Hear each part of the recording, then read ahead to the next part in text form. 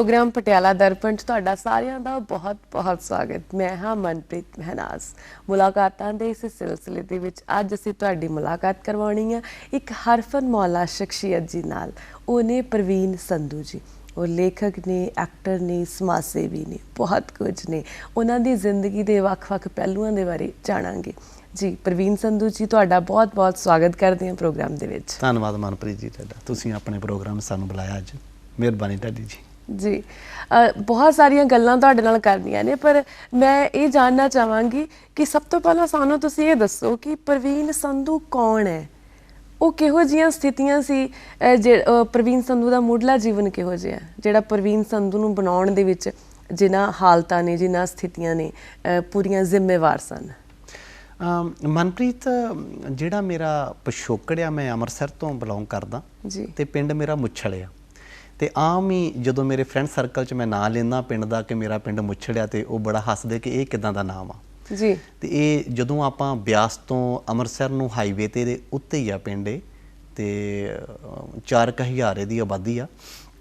ਮੇਰੀ ਜਿਹੜੀ ਮੁੱਢਲੀ ਪੜ੍ਹਾਈ ਜਿਹੜੀ ਉਸ ਪਿੰਡ ਦੇ ਵਿੱਚ ਹੀ ਹੋਈ ਆ ਜੀ। ਤੇ ਉਸ ਤੋਂ ਬਾਅਦ ਫਿਰ ਕਾਲਜ ਮੈਂ ਸਠਿਆਲਾ ਕਾਲਜ ਤੋਂ ਪੜ੍ਹਾਈ ਕੀਤੀ ਆ।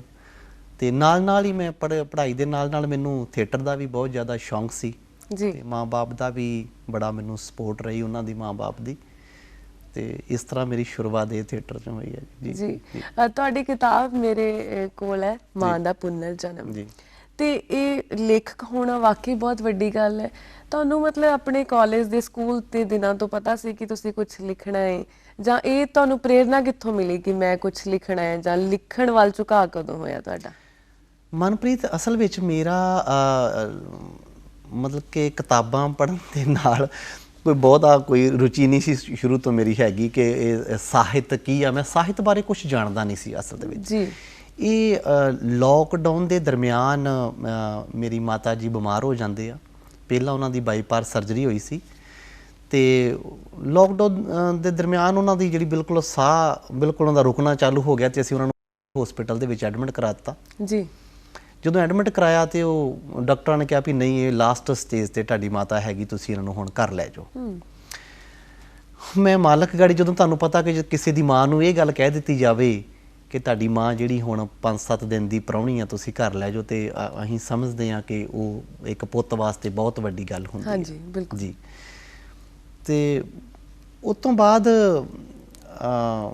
ਡਾਕਟਰਾਂ ਨੇ ਕਹਿ ਦਿੱਤਾ ਕਿ ਹੁਣ ਅੱਜ ਇਹ ਲਾਸਟ ਆ, ਅੱਜ ਦੀ ਰਾਤ ਹੀ ਕੱਢੂਗੀ ਤੁਹਾਡੀ ਮਾਤਾ, ਹੁਣ ਜ਼ਿਆਦਾ ਦਿਨ ਨਹੀਂ ਕੱਢ ਸਕਦੀ। ਅੱਛਾ। ਤੇ ਉਹ ਪ੍ਰਮਾਤਮਾ ਦਾ ਲਾ ਲਓ ਕ੍ਰਿਸ਼ਮਾ ਹੋਇਆ, ਹਾਂਜੀ, ਜਾਂ ਬਲੈਸਿੰਗ ਸਾਰਿਆਂ ਦੀਆਂ, ਜਾਂ ਘਰ ਵਾਲਿਆਂ ਦੀਆਂ ਬਲੈਸਿੰਗ, ਜਾਂ ਮੈਂ ਮਾਲਕ ਗਾੜੀ ਅਰਦਾਸ ਬੇਨਤੀ ਕੀਤੀ ਕਿ ਸੱਚੇ ਪਾਤਸ਼ਾਹ ਹੋਣੀ ਤੇ ਸਮਾਂ ਸੀ ਕੁਛ ਮਾਂ ਦੇ ਨਾਲ ਖੁਸ਼ੀਆਂ ਸਾਂਝੀਆਂ ਕਰਨ ਦਾ। ਮਾਂ ਨੇ ਜੋ ਸੁੱਖ ਵੇਖਣਾ ਸੀ ਕਿ ਮੇਰਾ ਪੁੱਤ ਕਿਹੜੇ ਮੁਕਾਮ ਤੇ ਪਹੁੰਚਿਆ, ਤੇ ਇਹ ਮਾਲਕਾ ਤੂੰ ਹੁਣੇ ਲੈ ਚੱਲਿਆ ਮਾਤਾ ਨੂੰ। ਚਲੋ, ਮੈਂ ਨਹੀਂ ਕਹਿੰਦਾ ਵੀ ਰੱਬ ਜਦੋਂ ਦਿਲੋਂ ਗੱਲ ਕਹੀ ਜਾਵੇ ਤੇ ਪ੍ਰਮਾਤਮਾ ਸੁਣਦਾ, ਮੈਂ ਫੀਲ ਕੀਤੀ ਇਹ ਚੀਜ਼ ਨੂੰ ਜੀ। ਤੇ ਉਹ ਮਾਂ ਨੂੰ ਡੇ ਬਾਈ ਡੇ ਮਾਂ ਜਿਹੜੀ ਅਪਰੂਵ ਹੋਣ ਡੈ ਪਈ, ਮਾਂ ਦੀ ਜਿਹੜੀ ਬਿਮਾਰੀ ਸੀ। ਡਾਕਟਰ ਵੀ ਬੜੇ ਅਚੰਭੇ 'ਚ ਆ ਗਏ ਕਿ ਇਹ ਦਿਨ ਬਾਈ ਦਿਨ ਮਾਤਾ ਕਿੱਦਾਂ ਇੰਪਰੂਵਮੈਂਟ ਹੋਣ ਡੈ ਪਈ, ਮਾਤਾ ਦੀ ਤੇ 15% ਹਾਰਟ ਚੱਲ ਰਿਹਾ ਜੀ। ਤੇ ਮਨਪ੍ਰੀਤ, ਮੈਂ ਡਾਕਟਰਾਂ ਨੂੰ ਇਹ ਗੱਲ ਨਹੀਂ ਆਉਂਦਾ, ਡਾਕਟਰ ਵੀ ਇੱਕ ਰੱਬ ਦਾ ਦੂਜਾ ਰੂਪ ਹੁੰਦੇ ਆ। ਹਾਂਜੀ। ਪਰ ਜਦੋਂ ਸਥਿਤੀ ਉੱਥੇ ਐਂਡ ਤੇ ਆ ਜਾਂਦੀ ਹੈ ਨਾ, ਉਦੋਂ ਫਿਰ ਡਾਕਟਰ ਵੀ ਫੇਲ ਹੋ ਜਾਂਦੇ ਆ। ਜਿਹਨੂੰ ਉਹਨੇ ਜੀਵਨ ਦੇਣਾ ਜਾਂ ਜੀਵਨ ਦਾਨ ਬਖਸ਼ਣਾ ਨਾ, ਉਹ ਬਖਸ਼ ਦਿੰਦਾ ਵਾ। ਤੇ ਮਾਤਾ ਠੀਕ ਹੋ ਗਈ ਜੀ। ਸਟੋਰੀ ਬੜੀ ਲੰਮੀ ਆ। ਨਹੀਂ, ਮਾਤਾ ਠੀਕ ਹੋ ਗਈ। ਜਦੋਂ ਠੀਕ ਹੋ ਕੇ ਮਾਤਾ ਘਰ ਆਏ, ਤੇ ਮੇਰੇ ਬੜੇ ਅੱਛੇ ਮਿੱਤਰ ਆ 22 ਸਾਲ ਤੋਂ, ਬਲਕਾਰ ਸਿੰਘ ਸਿੱਧੂ ਜੀ ਮੇਰੇ ਮਿੱਤਰ ਵੀ ਆ, ਮੇਰੇ ਵੱਡੇ ਭਰਾ ਵੀ ਆ ਉਹ ਜੀ। ਤੇ ਉਹਨਾਂ ਨੇ ਮੈਨੂੰ ਕਿਹਾ ਕਿ ਅੱਜ ਕੱਲ੍ਹ ਯਾਰ ਲੋਕਡਾਊਨ ਦੇ ਵਿੱਚ ਕੀ ਕਰ ਰਿਹਾ? ਤੇ ਮੈਂ ਕਿਹਾ ਲੋਕਡਾਊਨ 'ਚ ਭਾਜੀ ਮੈਂ ਕੁਛ ਨਹੀਂ ਕਰ ਰਿਹਾ, ਮਾਤਾ ਦਾ ਇਸ ਤਰ੍ਹਾਂ ਹਸਪੀਟਲ ਤੋਂ 2-2.5 ਮਹੀਨੇ ਰਹਿ ਕੇ ਆਈ ਆ। ਆਂਦੇ ਯਾਰ ਤੂੰ ਕੁਛ ਲਿਖਦਾ ਕਿਉਂ ਨਹੀਂ? ਉਹ ਵੀ ਕੋਈ ਕਿਤਾਬ ਲਿਖ ਰਹੇ ਸੀ ਜੀ। ਮੈਂ ਕਿਹਾ ਭਾਜੀ ਇਹ ਲਿਖਣਾ ਸਾਡਾ ਬਸ ਵਾਲੀ ਗੱਲ ਨਹੀਂ, ਆਪਾਂ ਜਿਹੜੇ ਥੀਏਟਰ ਵਾਲੇ ਉਹ ਰਾਈਟਰ ਕਿੱਥੋਂ ਬਣ ਜਾਣੇ ਆ ਜੀ। ਨਹੀਂ, ਆਂਦੇ ਯਾਰ ਕੁਛ ਟਰਾਈ ਕਰ। ਮੈਂ ਕਿਹਾ ਮੈਂ ਕੀ ਟਰਾਈ ਕਰਾਂ ਵੀਰ ਜੀ? ਆਂਦੇ ਯਾਰ ਕੁਛ ਮਾਂ ਬਾਰੇ ਲਿਖ ਦੇ। ਮੈਂ ਕਿਹਾ ਭਾਜੀ ਮਾਂ ਬਾਰੇ ਕੀ ਲਿਖਾਂ? ਆਂਦੇ ਹਸਪਤਾਲ ਦੇ ਵਿੱਚ ਯਾਰ ਬੜੀਆਂ ਯਾਦਾਂ ਜੁੜੀਆਂ ਹੋਣੀਆਂ ਮਾਂ ਦੀਆਂ, ਕੋਈ ਮਾਂ ਬਾਰੇ ਕੁਛ ਨਾ ਕੁਛ ਕਿਤਾਬ 'ਚ ਲਿਖਣਾ ਚਾਲੂ ਕਰ। ਮਨਪ੍ਰੀਤ, ਤੁਸੀਂ ਯਕੀਨ ਕਰਿਓ ਕਿ ਮੈਂ ਭਾਜੀ ਕੋਲ ਕੁਛ ਕਿਤਾਬਾਂ ਲਈਆਂ 3-4 ਜੀ। ਤੋ 3-4 ਕਿਤਾਬਾਂ ਮੈਂ 2-3 ਦਿਨਾਂ ਦੇ ਵਿੱਚ ਪੜ੍ਹ ਦਿੱਤੀਆਂ ਸਾਰੀਆਂ ਵੀ ਲਿਖਦੇ ਕਿੱਦਾਂ ਵਾ, ਕੀ ਇਹਦੇ ਵਿੱਚ ਸ਼ੁਰੂਆਤ ਕਿੱਥੋਂ ਕਰਨੀ ਆ, ਸਮਾਪਤ ਕਿੱਥੋਂ ਕਰਨਾ ਵਾ। ਮੈਨੂੰ ਕੋਈ ਵੀ ਦੂਰ ਦੂਰ ਤੱਕ ਕੋਈ ਵੀ ਲਿਖਣਾ ਨਹੀਂ ਸੀ ਆਉਂਦਾ। ਅੱਛਾ। ਮੈਨੂੰ ਉਹ ਕਿਤਾਬਾਂ ਮੈਂ ਵਾਪਸ ਕਰਕੇ ਮੈਂ ਦੂਸਰੀਆਂ ਕਿਤਾਬਾਂ ਫਿਰ ਲੈ ਲਈਆਂ। ਮੈਂ ਮਹੀਨੇ ਕੁ ਦੇ ਵਿੱਚ, ਕਹਿਣ ਦਾ ਭਾਵ ਕਿ 15 ਕਿਤਾਬਾਂ ਮੈਂ ਪੜ੍ਹ ਲਈਆਂ। ਫਿਰ ਮੈਂ ਸ਼ੁਰੂਆਤ ਕੀਤੀ ਇਹ ਕਿਤਾਬ ਲਿਖਣ ਦੀ, ਮਾਂ ਦੀ। ਜੀ।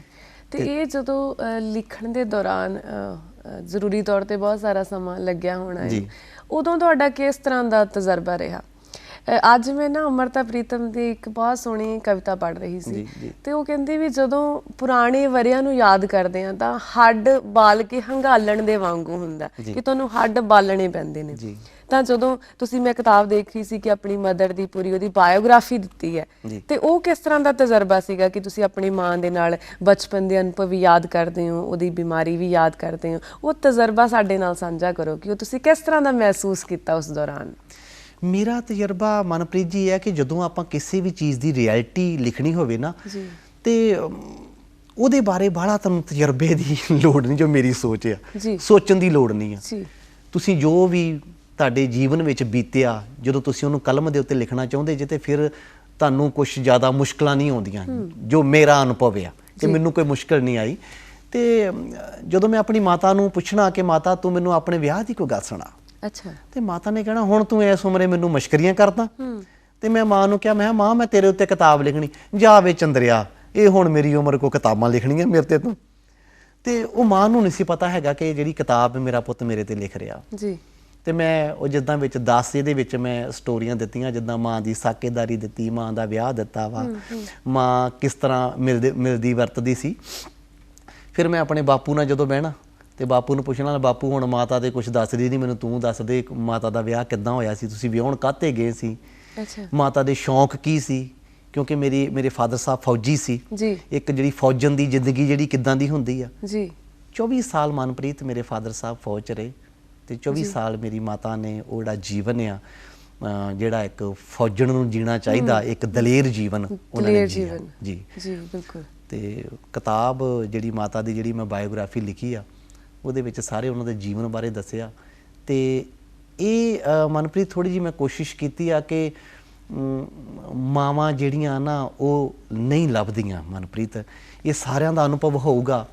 ਉਹ ਜਿਸ ਤਰ੍ਹਾਂ ਆਂਦੇ ਹੁੰਦੇ ਨਾ ਵੀ ਛੋਟੇ ਹੁੰਦੇ ਆਂਦੇ ਸੀ ਮਾਂ ਮੇਰੀ ਆ, ਮਾਂ ਮੇਰੀ ਆ, ਤੇ ਵੱਡੇ ਹੋ ਕੇ ਕਹਿਣ ਲੱਗੇ ਮਾਂ ਤੇਰੀ ਆ, ਮਾਂ ਤੇਰੀ ਆ। ਤੇ ਮੈਂ ਚਾਹੁੰਦਾ ਸੀ ਕਿ ਨਹੀਂ, ਇਸ ਤਰ੍ਹਾਂ ਦਾ ਕੋਈ ਮੈਂ ਪਲ ਨਹੀਂ ਚਾਹੁੰਦਾ। ਇਹ ਜਿਹੜੀ ਮੇਰੀ ਮਾਂ ਵਾ, ਕਿ ਪ੍ਰਮਾਤਮਾ ਸੱਚੇ ਪਾਤਸ਼ਾਹ ਇਹ ਹੁਣ ਦਿਨ ਉਹਦੇ ਜਿਹੜੇ ਖੁਸ਼ੀਆਂ ਵੇਖਣ ਦੇ ਹੈਗੇ ਆ, ਇਹਨਾਂ ਨੂੰ ਖੁਸ਼ੀਆਂ ਜ਼ਰੂਰ ਵਿਖਾ ਕਿ ਉਹਦਾ ਪੁੱਤ ਕਿਹੜੇ ਮੁਕਾਮ ਦੇ ਉੱਤੇ ਆ, ਤੇ ਉਹ ਪ੍ਰਮਾਤਮਾ ਨੇ ਉਹ ਵਿਖਾਇਆ ਵੀ। ਜੀ ਪ੍ਰਵੀਨ ਸੰਧੂ ਜੀ, ਜਦੋਂ ਹੀ ਮੈਂ ਤੁਹਾਡੀ ਕਿਤਾਬ ਦਾ ਸਿਰਲੇਖ ਪੜ੍ਹਿਆ ਮਾਂ ਦਾ ਪੁਨਰ ਜਨਮ, ਤੇ ਮੈਨੂੰ ਇਹ ਗੱਲ ਲੱਗੀ ਕਿ ਤੁਸੀਂ ਆਪਣੀ ਮਾਂ ਦੇ ਬਾਰੇ ਲਿਖਿਆ, ਤਾਂ ਮੈਨੂੰ ਜਿਹੜੀ ਬਹੁਤ ਹੀ ਚੰਗੀ ਗੱਲ ਲੱਗੀ, ਬਹੁਤ ਖੁਸ਼ੀ ਦੀ ਗੱਲ ਲੱਗੀ ਕਿ ਮੈਂ ਸਾਹਿਤ ਦੀ ਵਿਦਿਆਰਥੀ ਹਾਂ ਤੇ ਬਹੁਤ ਸਾਰੀਆਂ ਸਵੈ ਜੀਵਨੀਆਂ ਪੜ੍ਹੀਆਂ ਨੇ। ਉਹਦੇ ਵਿੱਚ ਇੱਕ ਇਹ ਗੱਲ ਹੁੰਦੀ ਆ ਕਿ ਅਸੀਂ ਸੋਚਦੇ ਹਾਂ ਕਿ ਕੋਈ ਬੰਦਾ ਬਹੁਤ ਮਹਾਨ ਹੈ, ਕੋਈ ਬਹੁਤ ਵੱਡਾ ਬੰਦਾ ਹੈ ਜਿਸਨੇ ਬਹੁਤ ਸਾਰਾ ਨਾਮ ਕਮਾਇਆ, ਤੇ ਉਹਨਾਂ ਦੀ ਹੀ ਬਾਇਓਗ੍ਰਾਫੀਜ਼ ਹੋ ਸਕਦੀਆਂ ਨੇ। ਜਿਹੜੀਆਂ ਸਾਡੀਆਂ ਮਾਵਾਂ ਬਹੁਤ ਹੀ ਸਧਾਰਨ ਜ਼ਿੰਦਗੀ ਜਿਉਂਦੀਆਂ ਨੇ, ਘਰ ਦੇ ਕੰਮ ਕਰਦੀਆਂ ਨੇ, ਸ਼ਾਇਦ ਉਹਨਾਂ ਦੇ ਬਾਰੇ ਨਹੀਂ ਲਿਖਿਆ ਜਾ ਸਕਦਾ। ਇਸ ਕਰਕੇ ਤੁਸੀਂ ਵਧਾਈ ਦੇ ਪਾਤਰ ਹੋ ਕਿ ਤੁਸੀਂ ਇੱਕ ਇਸ ਤਰ੍ਹਾਂ ਦੀ ਜ਼ਿੰਦਗੀ ਨੂੰ ਸਾਰੇ ਲੋਕਾਂ ਦੇ ਸਾਹਮਣੇ ਲੈ ਕੇ ਆਂਦਾ। ਤੇ ਇਹ ਵਿਸ਼ਾ ਵੀ ਕੁਛ ਇਸ ਤਰ੍ਹਾਂ ਦਾ ਕਿ ਸਾਨੂੰ ਪਿਆਰ ਮੁਹੱਬਤ ਤੇ ਜਾਂ ਹੋਰ ਬਹੁਤ ਸਾਰੇ ਵਿਸ਼ੇ ਨੇ ਜਿਨ੍ਹਾਂ ਉੱਤੇ ਲਿਖਿਆ ਆਮ ਤੌਰ 'ਤੇ ਮਿਲ ਜਾਂਦਾ, ਪਰ ਮਾਂ ਦੀ ਜ਼ਿੰਦਗੀ ਨੂੰ ਫਰੋਲਣ ਦਾ ਜਿਹੜਾ ਹੌਸਲਾ ਹੈ ਇਹ ਕਰਨਾ ਮੁਸ਼ਕਿਲ ਹੈ, ਤੇ ਤੁਸੀਂ ਕੀਤਾ, ਇਸ ਲਈ ਤੁਹਾਨੂੰ ਬਹੁਤ ਬਹੁਤ ਮੁਬਾਰਕ। ਧੰਨਵਾਦ ਜੀ। ਤੁਸੀਂ ਬਿਲਕੁਲ ਸਹੀ ਕਿਹਾ ਕਿ ਆਪਾਂ ਜਿਹੜੀਆਂ ਬਾਇਓਗ੍ਰਾਫੀਆਂ ਲਿਖਦੇ ਹਾਂ ਉਹ ਸੈਲੀਬ੍ਰਿਟੀਆਂ ਦੇ ਲਿਖਦੇ ਜੀ। ਤੇ ਜਦੋਂ ਮੈਂ ਸ਼ੁਰੂਆਤ ਕੀਤੀ ਸੀ ਤੇ ਮੈਂ ਆਪਣੇ ਮਨ ਦੇ ਵਿੱਚ ਇਹ ਲਿਖਿਆ ਸੀ ਕਿ ਮੇਰੀ ਮਾਂ ਸਾਰਿਆਂ ਨਾਲੋਂ ਵਰਲਡ ਦੇ ਵਿੱਚ ਸੈਲੀਬ੍ਰਿਟੀ ਆ। ਬਹੁਤ ਖੂਬ। ਤੇ ਮੈਂ ਆਪਣੀ ਮਾਂ ਤੇ ਜ਼ਰੂਰ ਕੁਝ ਲਿਖਾਂਗਾ ਕਿ ਲੋਕਾਂ ਨੂੰ ਇੱਕ ਮੈਸੇਜ ਵੀ ਦੇਵਾਂਗਾ ਕਿ ਕੋਈ ਸੈਲੀਬ੍ਰਿਟੀਆਂ ਦੇ ਉੱਤੇ ਸਟੋਰੀਆਂ ਨਹੀਂ ਲਿਖੀਆਂ ਜਾਂਦੀਆਂ। ਅਸੀਂ ਆਪਣੀ ਹਰ ਇੱਕ ਜਾਣੇ ਆਪਣੀ ਮਾਂ ਦੇ ਬਾਰੇ ਕੁਛ ਨਾ ਕੁਛ, ਕਿਉਂਕਿ ਜੀਵਨ ਦੇ ਵਿੱਚ ਮਨਪ੍ਰੀਤ ਜੀ ਬੜੀਆਂ ਘਟਨਾਵਾਂ ਹੁੰਦੀਆਂ ਸਾਡੇ, ਜੇ ਫਿਲਮਾਂ ਵੀ ਬਣਦੀਆਂ। ਜਿੱਦਾਂ ਮੈਂ ਜ਼ਿਕਰ ਕਰੂੰਗਾ ਵੀ ਜਸਵਿੰਦਰ ਭੱਲਾ ਜੀ ਮੇਰੇ ਬਹੁਤ ਅਜੀਜ਼ ਮਿੱਤਰ ਨੇ, ਬਾਲਮਕੰਦ ਸ਼ਰਮਾ ਜੀ ਵੀ ਮੇਰੇ ਮਿੱਤਰ ਨੇ। ਤੇ ਜਦੋਂ ਉਹ ਕੋਈ ਵੀ ਜਾਂ ਫਿਲਮ ਨੂੰ ਕਰਦੇ ਆ ਜਾਂ ਕੋਈ ਨਾ ਕੋਈ, ਅੱਜ ਕੱਲ੍ਹ ਇੰਸਟਾਗ੍ਰਾਮ ਤੇ ਬੜੇ ਛਾਏ ਪਏ ਆ, ਤੇ ਉਹ ਸਾਡੀਆਂ ਘਰੇਲੂ ਸਟੋਰੀਆਂ ਹੀ ਆ ਜੋ ਅਸੀਂ ਰੋਜ਼ਮਰਾ ਜ਼ਿੰਦਗੀ ਵਿੱਚ ਕਰਦੇ ਆ ਉਹ ਘਰੇਲੂ ਸਟੋਰੀਆਂ ਤੇ ਲੋਕ ਲਾਈਕ ਕਰਦੇ ਆ। ਹਾਂਜੀ, ਉਹ True ਨੂੰ ਦਿਲ like ਕਰਦੇ ਹੁੰਦੀਆਂ ਨੇ ਉਹਨਾਂ ਦੇ, ਉਹ ਕੁਝ ਹੁੰਦੀਆਂ ਨੇ ਉਹਨਾਂ ਦੀਆਂ। ਹਾਂਜੀ, ਇਸ ਕਰਕੇ ਆਪਾਂ ਨੂੰ ਇਹ ਜਿਹੜੀ ਕੋਸ਼ਿਸ਼ ਕੀਤੀ ਹੈ ਉਹ ਕਾਮਯਾਬ ਹੋਈ, ਸਰੋਤਿਆਂ ਨੇ ਬਹੁਤ ਪਸੰਦ ਕੀਤੀ, ਮੈਂ ਉਹਨਾਂ ਦਾ ਸ਼ੁਕਰਗੁਜ਼ਾਰ ਹਾਂ ਜੀ। ਇਹ ਜਿਹੜੀ ਕਿਤਾਬ ਆ ਮਨਪ੍ਰੀਤ ਜੀ, ਇਹ ਸਾਰਿਆਂ ਨਾਲੋਂ ਵੱਧ ਵਿਕਣ ਵਾਲੀ ਪਿਛਲੇ ਸਾਲ ਦੀ ਕਿਤਾਬ ਰਹੀ। ਜੀ ਬਹੁਤ ਖੂਬ ਜੀ ਜੀ। ਤੇ ਇਹ ਇਸ ਵਿਸ਼ੇ ਤੇ ਲਿਖਣ ਬਾਰੇ ਜਾਂ ਇਸ ਦੇ ਬਾਰੇ ਤੁਹਾਨੂੰ ਪਾਠਕਾਂ ਦੇ ਕਿਸ ਤਰ੍ਹਾਂ ਦਾ ਉਹਨਾਂ ਦਾ ਪ੍ਰਤੀਕਿਰਿਆ ਮਿਲੀ ਕਿ ਉਹਨਾਂ ਦੇ ਕਿਹੋ ਜਿਹੇ ਰਿਸਪੌਂਸਿਸ ਸੀ? ਮਨਪ੍ਰੀਤ ਜੀ ਬਹੁਤ ਵਧੀਆ ਰਿਸਪੌਂਸ ਆਇਆ ਜੀ। ਤੁਸੀਂ ਯਕੀਨ ਕਰਿਓ ਕਿ ਇੱਕ ਦਿਨ ਮੈਨੂੰ ਨਵੇਂ ਸ਼ਹਿਰ ਤੋਂ ਤਹਿਸੀਲਦਾਰ ਦਾ ਫੋਨ ਆਇਆ ਜੀ। ਮੈਨੂੰ ਆਂਦੇ ਜੀ ਪ੍ਰਵੀਨ ਸੰਧੂ ਬੋਲਦੇ ਆ।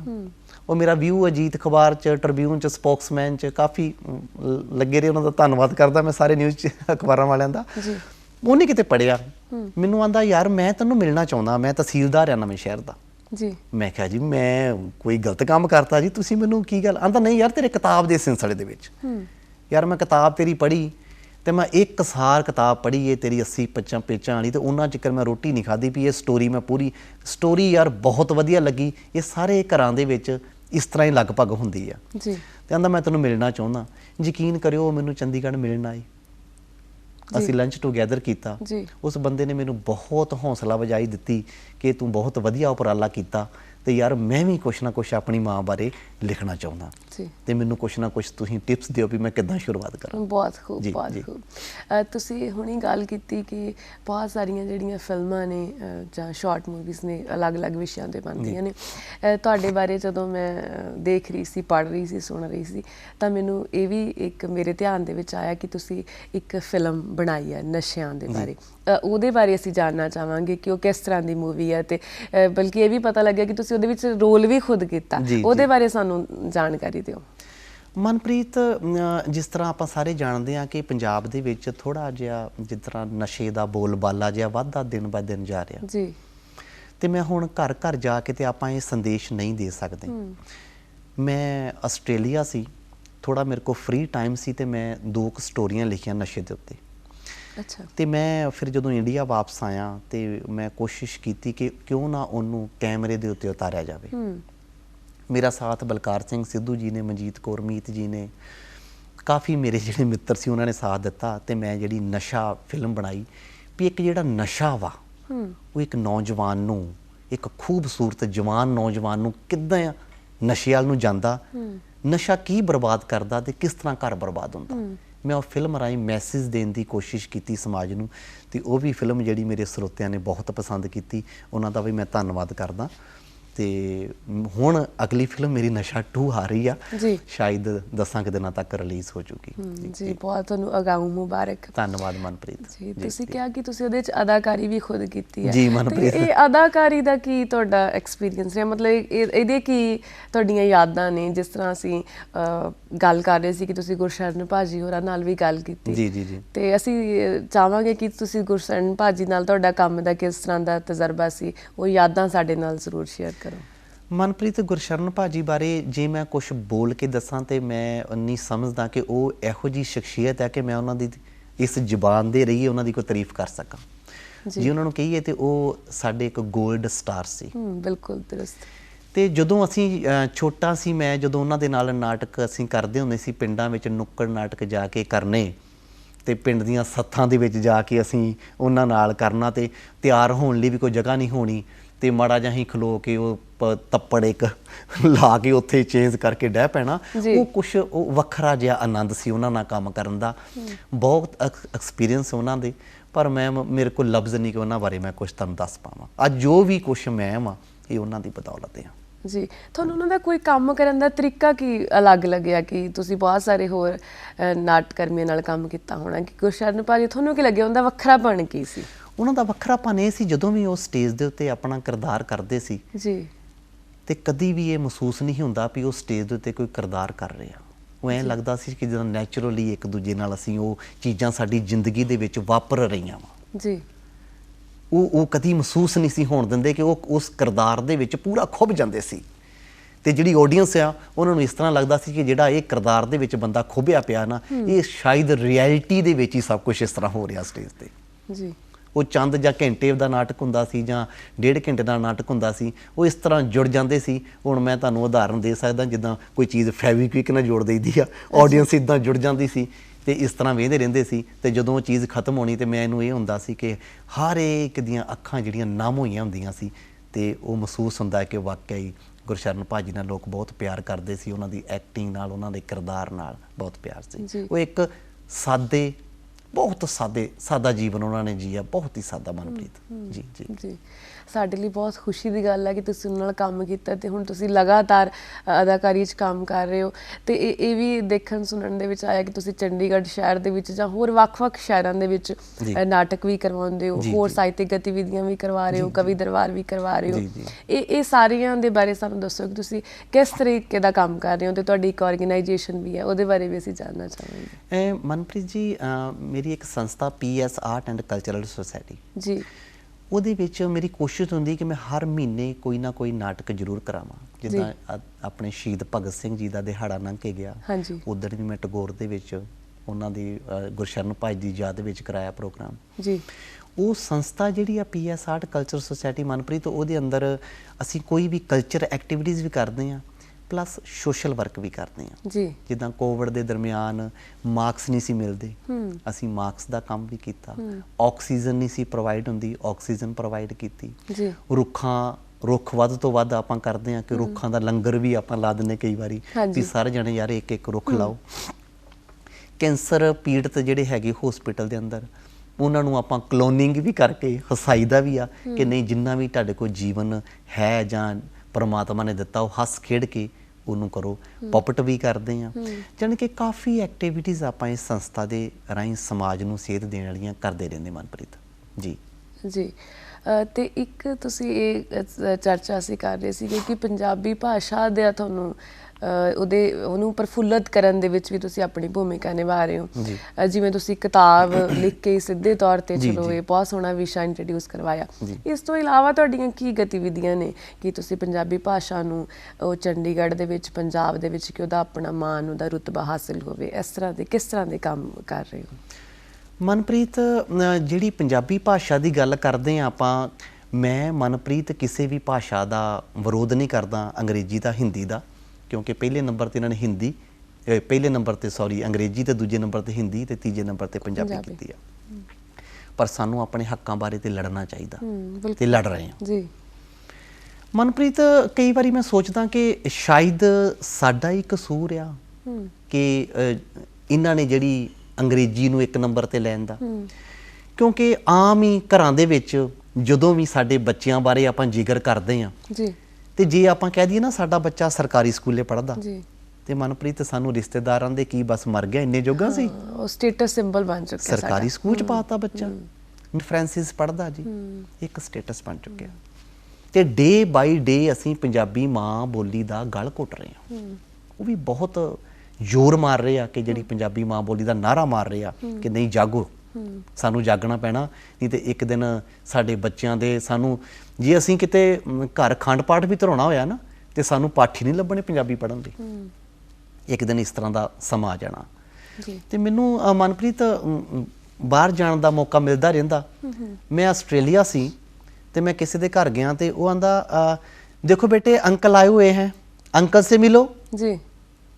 अरे तू क्या कर रहा है, अपनी नोजी साफ कर।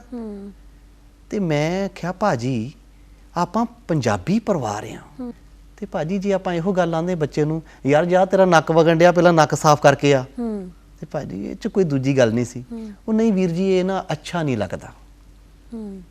ਮੈਨੂੰ ਸੋਚ ਆਈ ਕਿ ਯਾਰ ਅਸੀਂ ਅੱਜ ਆਪਣੀ ਮਾਂ ਬੋਲੀ ਬੋਲਣ ਦੇ ਉੱਤੇ ਵੀ ਸ਼ਰਮ ਮਹਿਸੂਸ ਕਰਦੇ ਹਾਂ ਤੇ ਲੋਕ ਕਹਿੰਦੇ ਇਹ ਤੇ ਗਵਾਰ, ਇਹਨੂੰ ਤੇ ਅੰਗਰੇਜ਼ੀ ਨਹੀਂ ਆਉਂਦੀ।